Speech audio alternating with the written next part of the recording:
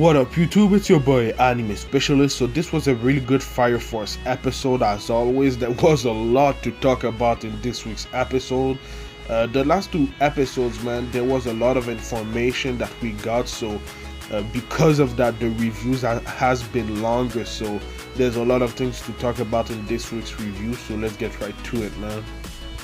Something that I gotta say about this anime is that the way that this show is directed is different than any other anime that I've seen, especially an action anime.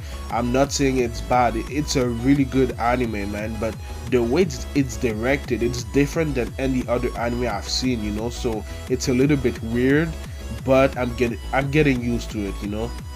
So this shot right there is the Tokyo Empire Chuoku. I think we've seen it maybe before, I'm not really sure, so let me know in the comments down below, but I just wanted to talk about, the Empire for a minute, because I think in the last episode, it's one of the only countries where people lives right now, because there's a lesser risk of you becoming, an Infernals or something like that. So the city, the Tokyo Empire is big. It's not big compared to the world, but it's a pretty big empire, man. So something that was pretty important, I think, at the beginning of the episode is that there was a station where I think they were predicting the odds of someone, transforming into an Infernal, which is really interesting because that's kind of what we do with weather, but now they're doing that with Infernal, so I think that's pretty cool and pretty important for, the show in general. I think they said something like Amaterasu operational rate is normal, so that was the rate, of that day, so it was pretty interesting. But then I want to talk about what happened in last week's episode. Obviously we saw Joker at the firefighter games. We saw Joker versus Shinra and Arthur and the other girl that I don't remember the name, my bad about that, but they fought and he was using ashes as explosion.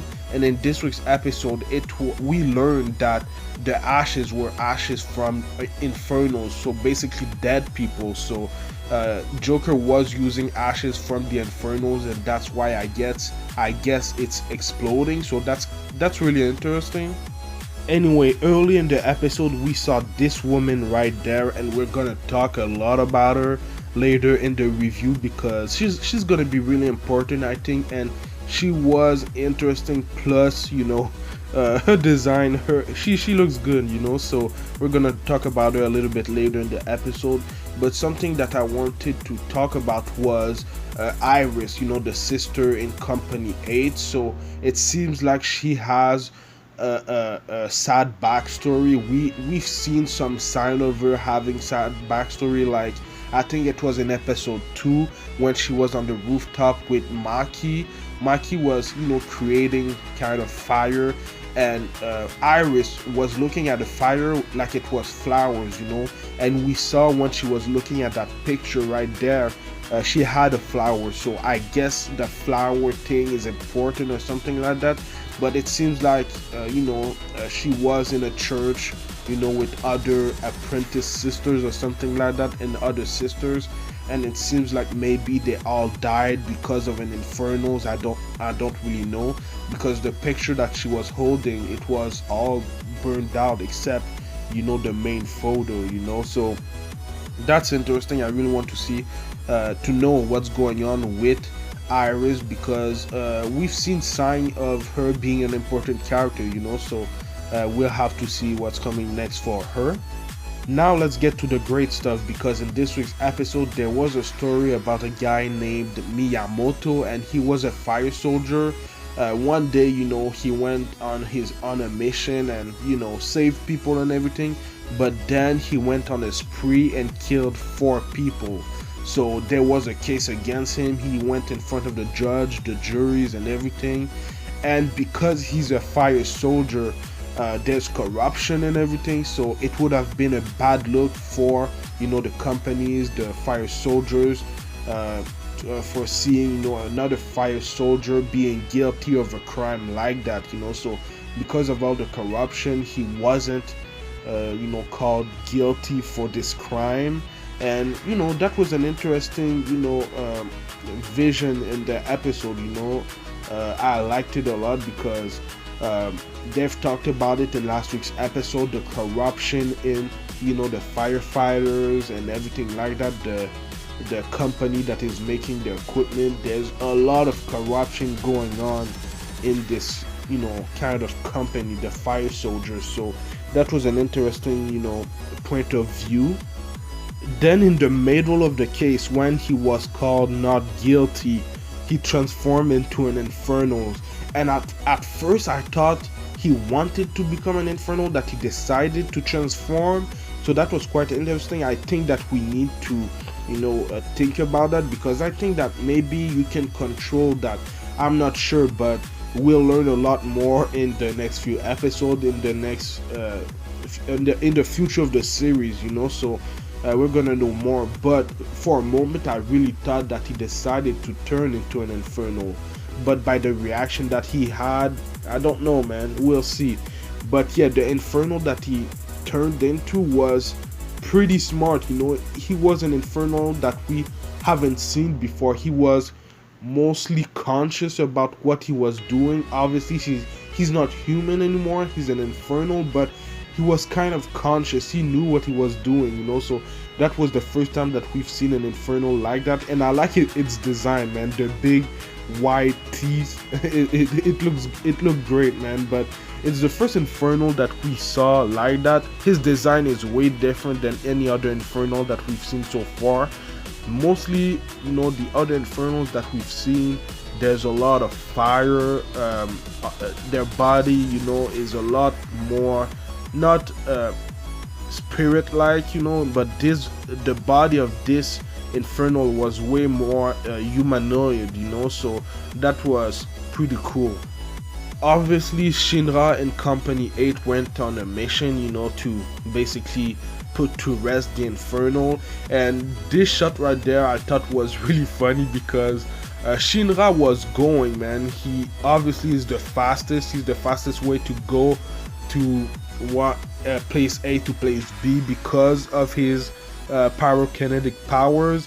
So when he was going alone, and then Arthur just jumped on his back because he didn't want to be left. He wanted to go to the scene and everything. So I thought that this scene right there was kind of funny, just seeing Arthur on Shinra's back. And I don't know, man, is Shinra super strong? Because another human being on your back it's heavy, man. It's really heavy. So I'm wondering if he's also physically stronger, because we've seen him fight in this week's episode 2. It seems like they're a little bit stronger physically than the normal human being. So let me know in the comments down below. But yeah, like I said, they were the first one on the scene, and they had the upper hand. The Infernal wasn't that strong in my opinion. I thought that he would be way stronger because he had his consciousness. My bad if I said it wrong, but he wasn't that strong. And then Maki arrived, and all the other members of the 8 company arrived. And I know I've said it in all the episodes, but I love Maki, man. She's bae, man. She's the GOAT, so I really like her a lot.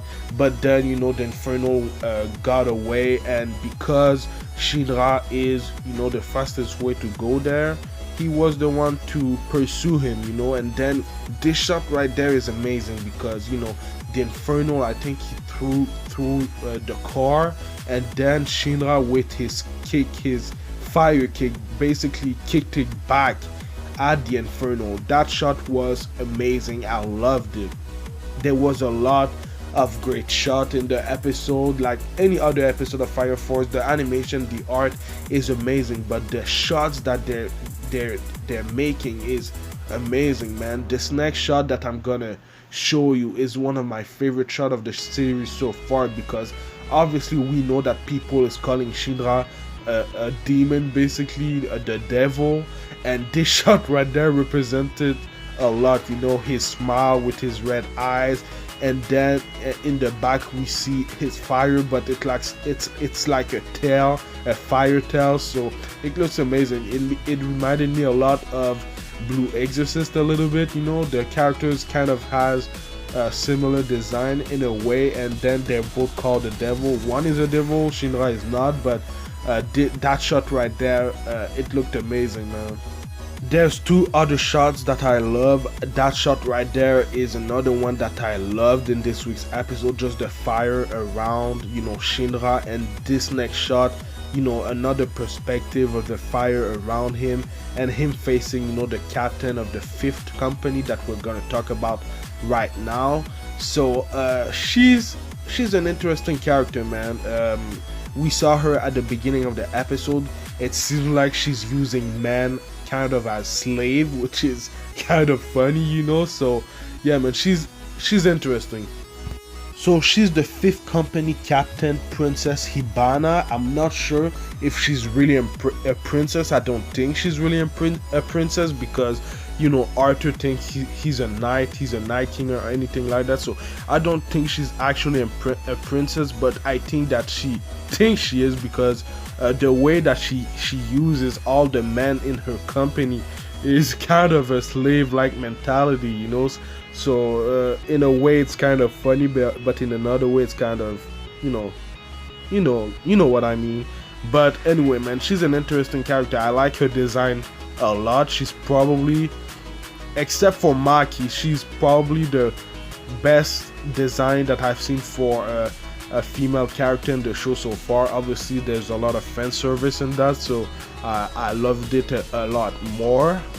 She's a third generation pyrokinetic, and I just want to say something about the third generation pyrokinetic, because I thought they would be a little bit more rare, but we've seen more than I thought we would see in the first 4 episodes of the series so far. So I guess there's a lot more than I thought, which I don't dislike, but I thought that they would be a lot more rarer than that, and that we've seen so far. But her powers, we still don't know what it really is. You know, we've seen a little bit in this week's episode. For a reason, when she used her power, we saw her eyes went purple like Maki does, but Maki is a second generation pyrokinetic. But when she used her power for a reason, Shinra was disabled or something like that. I don't know what the hell happened, but hopefully we'll know pretty soon. But it seems like her power is pretty strong, you know, pretty overpowered. And it seems like maybe she can control other people with her power. I don't know, because she was trying to kind of control Shinra, I guess. And maybe she does that with the other men in her company. But I thought it was pretty cool and pretty interesting. And also the scene, you know, where, you know, Shinra can kind of see under her dress was kind of funny, because obviously he blushed and she even blushed, so it was kind of funny to me. But I'm wondering how old these guys are, you know. How old is Shinra, you know, maybe 15? How old is Maki? Is she the same age as Shinra and Arthur? I'm wondering all these things, you know. I think maybe Maki is a year older than Shinra, or 2. I think that maybe Captain Obu and Ibana are maybe in their 20s. I don't know, but I'm really wondering their age right now, because I'm interested in their characters so far. Then we were introduced to a new character. He's a second class fire soldier. I think that it's the same class as Arthur and Shinra, and he's another third generation pyrokinetic. You know, we didn't see his power in this week's episode, but I think he's gonna be another one of these important characters. His name is Toru Kishiri, I guess. He looked at first a little bit like Arthur for me, but at a second glance, he's not really like Arthur. You know, he has a different personality. He doesn't look exactly like Arthur, so I don't mind at all. But it was pretty funny, because he was basically insulting Captain Obu because he doesn't have pyrokinetic powers. He's basically a normal human being, you know, like us, and he was insulting him. So what Shinra and Arthur did was getting in his face and then Maki basically punched him in the guts, which was funny because she was kind of smiling, behind her back, and even the lieutenant was fond of that. So it just showed how their team, the company 8 team, is close. They're really really close, man. So I really like that side of the episode. It was kind of the 8th company versus the 5th company, which we learned in last week's episode that each company works on their own. They don't share the information, and that's why the 5th company wanted the Inferno, the intelligent Inferno. They didn't want him to be killed because they want to study him. And then at the end of the episode, obviously it was the 8th company's mission to dispose of the Inferno, so they had a conflict about that. And at the end of the episode, Captain Ihibana said to Captain Obu that they would share the information, which I don't think will happen. So that's really interesting, man. The thing that we learned in last week's episode, we saw in this week's episode a little bit, so I liked it a lot. But this shot right there of the 8th company, I loved it. I loved their pose, especially Maki.